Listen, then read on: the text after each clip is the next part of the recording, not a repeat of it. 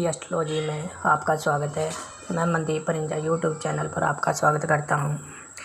दोस्तों, आज की यह वीडियो हमारे घर के वास्तु से जुड़ी हुई है। घर में जो हम तस्वीरें लगाते हैं उनमें हमें क्या सावधानी बरतनी चाहिए, उसके बारे में आज हम चर्चा करेंगे।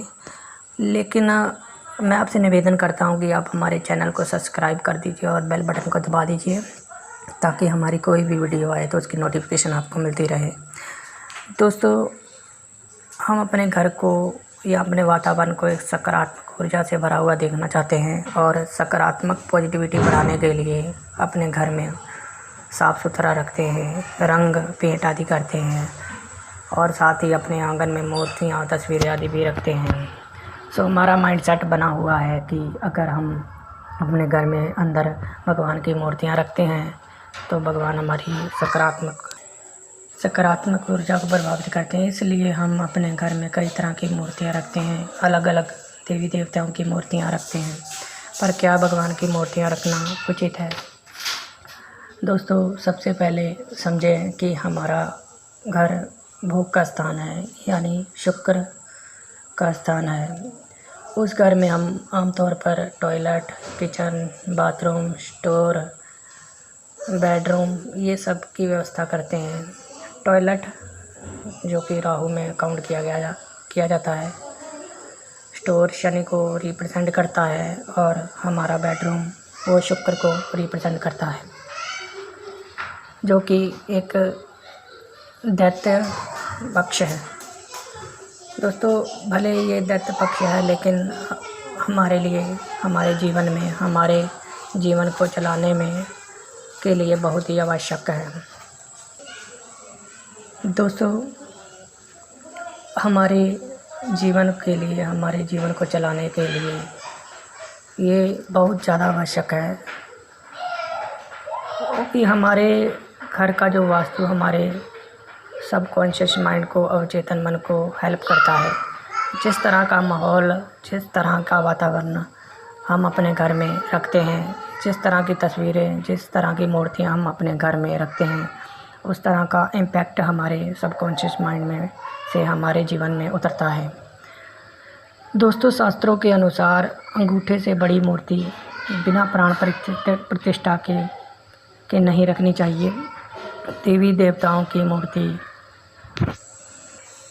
अंगूठे से बड़ी नहीं होनी चाहिए।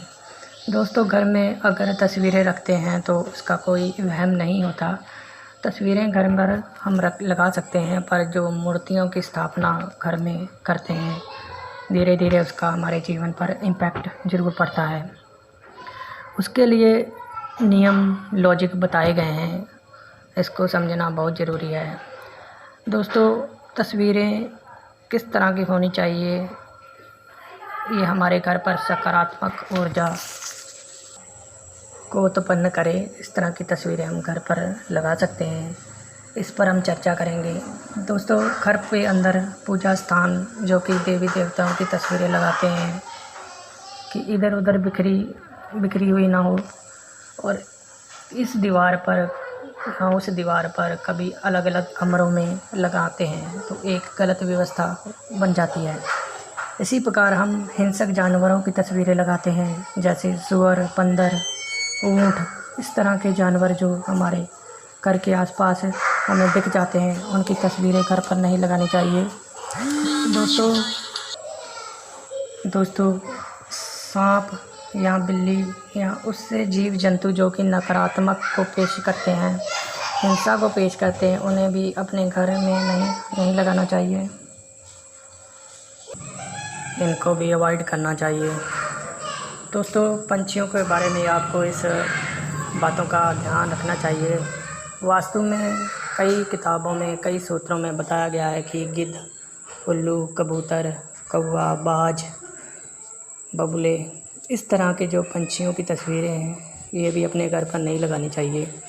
दोस्तों, सनातन धर्म में रामायण और महाभारत को बहुत महत्ता दी गई है, लेकिन इसके युद्ध वाले चित्र जो उनको भी अपने घर में नहीं लगाना चाहिए।